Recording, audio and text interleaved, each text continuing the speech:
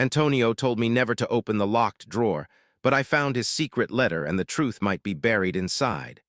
The drawer was locked, and Antonio had told me never to touch it. It's not like I went looking for trouble, but I found it. I've been staying with Antonio for a couple of months while I save up for my own place. He's always been a bit of a mystery, a little too private, a little too secretive. There was this old desk in his study, a heavy wooden thing that looked like it had been there for decades. The top was always clear, except for an old lamp and a few scattered papers. But there was one detail about the desk that seemed off. A locked drawer at the bottom.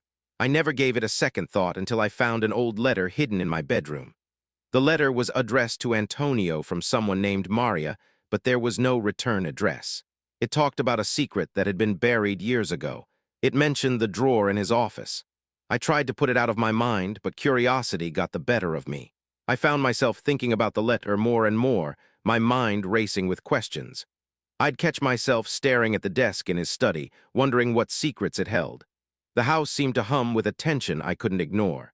One evening, while Antonio was out, I decided to take a closer look. The desk was an old wooden thing, heavy and solid. The drawer was at the bottom, tucked away like it didn't want to be found. I tried the handle, but it was locked tight. I searched the room, my heart pounding in my chest. I checked under the desk, behind the books on the shelves, even inside the old lamp.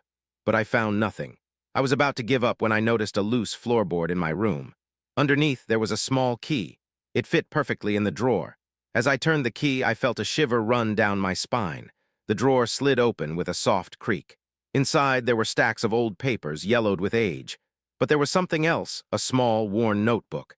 I pulled it out, my heart pounding in my chest. The pages were filled with handwritten notes, dates, and names I didn't recognize. It was like a secret diary, but I couldn't make sense of it. I flipped through the pages, my eyes scanning the words. There were mentions of meetings, deals gone wrong, and people who seemed to hold a lot of power. But the most chilling part was a name written in bold letters at the back. My own. I felt a cold sweat break out on my forehead. I looked up, half expecting to see Antonio standing in the doorway, his eyes boring into mine.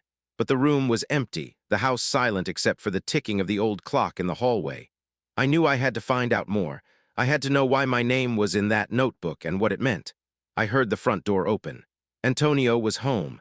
I quickly put the notebook back and locked the drawer, my mind racing with questions. I had to find out more, but I knew I had to be careful. Follow so you don't miss part 2.